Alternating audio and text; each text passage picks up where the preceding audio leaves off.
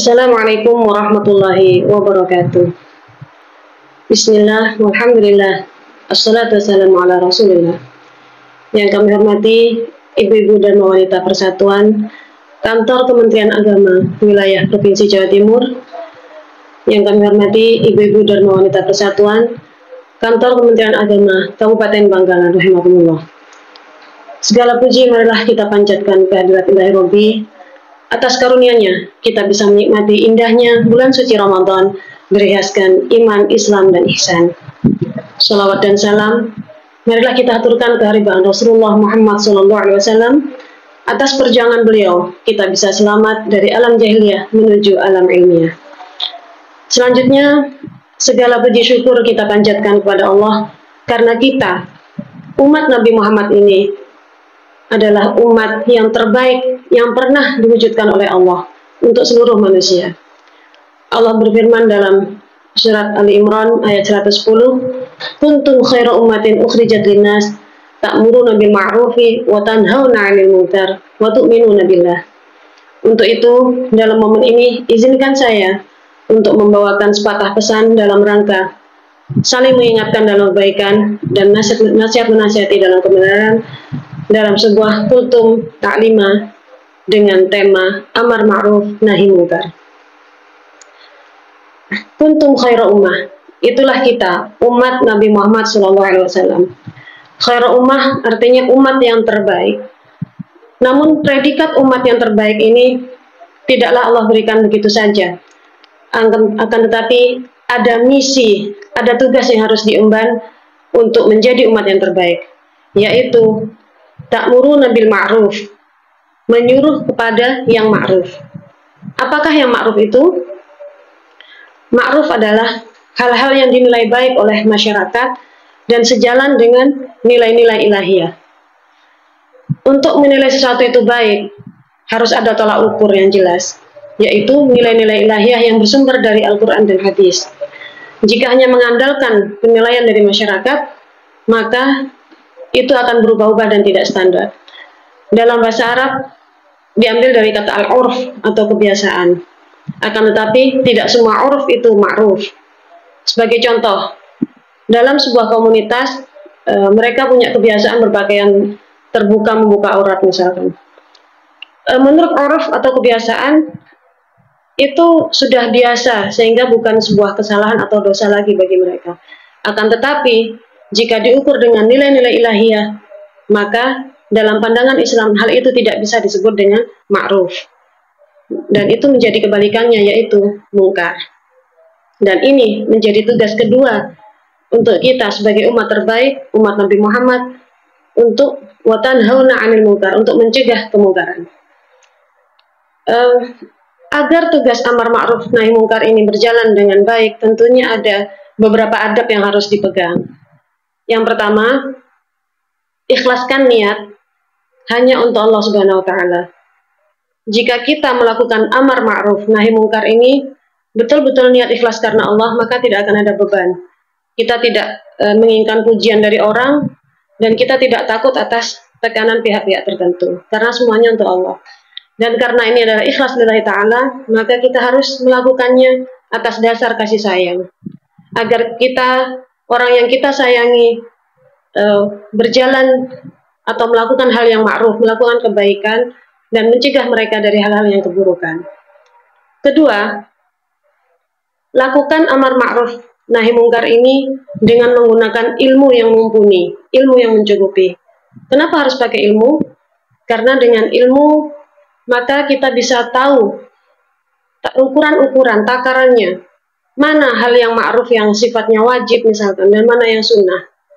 Sehingga kita bisa memberikan penekanan yang berat untuk hal yang wajib. Sebagai contoh, jika ada di bulan Ramadan ini misalkan, di bulan Ramadan ini puasa hukumnya adalah fardu ain, puasa hukumnya wajib. Maka kita menyuruh keluarga kita atau orang-orang terdekat kita atau bahkan umat di sekitar kita, kita suruh untuk puasa, maka kita harus sangat bersungguh-sungguh untuk melakukannya. Karena apa? Karena ini hukumnya wajib. Puasa di bulan Ramadan hukumnya wajib, fardu ain. Lain halnya ketika kita menyuruh sholat tarawih di masjid misalkan.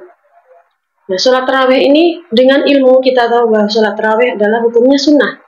Untuk itu kita tidak usah terlalu sangat memaksakan diri mengajak orang lain untuk melakukan ini. Apalagi yang kita ajak misalkan seorang dokter yang waktunya praktek, atau pemadam kebakaran yang sedang bertugas, atau satpam yang sedang menjaga keamanan. Kita jangan sampai terlalu ngotot mengajak mereka harus melakukan sholat tarawih di masjid, karena ya tidak bisa, kondisi mereka tidak memungkinkan. Nah, dengan ilmu kita tahu memilah-milah mana yang wajib dan mana yang sunnah. Kemudian yang ketiga, lakukan amar ma'ruf nahi mungkar secara bertahap. Ya, secara bertahap dan kontinu. Misalkan kita ingin mengajak saudari sesama muslim yang belum berhijab misalkan, ya kita lakukan pelan-pelan.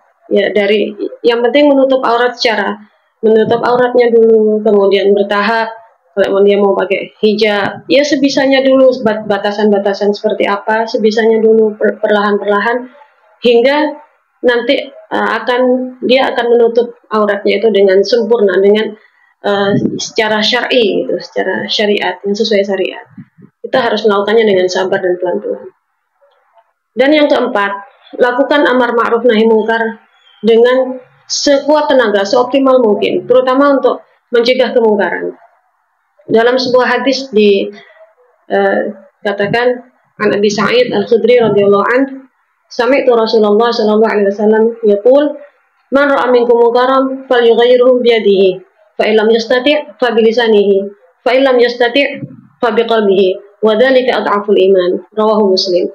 Jadi Abu Sa'id Al-Khudri berkata, saya telah mendengar Rasulullah sallallahu alaihi wasallam bersabda, barang siapa di antara kalian melihat kemungkaran, maka hendaknya dia mengubah dengan tangannya. Jika tidak bisa, maka dengan lisannya. Jika tidak bisa, maka dengan hatinya. Dan itu adalah selemah-lemahnya iman.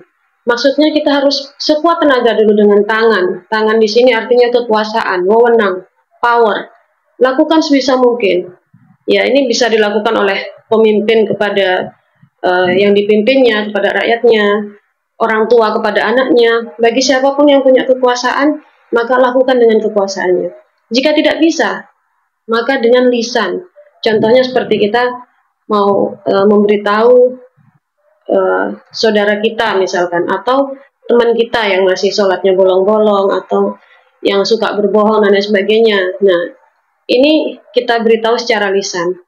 Jika tidak bisa, entah karena sangat jauh atau kita tidak mampu untuk melakukannya, maka hendaknya dengan hati. Dalam hati kita ini sudah menolak hal itu, mencegah kemungkaran itu dengan doa, gitu ya. Dengan hati itu yaitu dengan doa. Dan itulah selemah-lemahnya iman. Maka lakukan secara semaksimal mungkin dengan kekuatan dulu, kemudian lisan, lalu terakhir baru dengan hati. Kemudian yang kelima, jangan lupa bahwa amar ma'ruf nahi mungkar ini harus kita mulai dari diri kita sendiri. Ya, jangan sampai kita menyuruh sesuatu tapi kita tidak melakukan, atau kita mencegah terhadap sesuatu tapi kita sendiri menjadi pelakunya. Nauzubillah min dzalik. Demikian yang dapat saya sampaikan. Semoga di bulan suci ini kita bisa terus melakukan amar ma'ruf nahi mungkar semampu kita kepada siapapun orang-orang yang kita sayangi dan kepada sebanyak-banyaknya orang yang bisa kita ajak. Demikian, kurang lebihnya mohon maaf. Terima kasih atas segala perhatian. Assalamualaikum warahmatullahi wabarakatuh.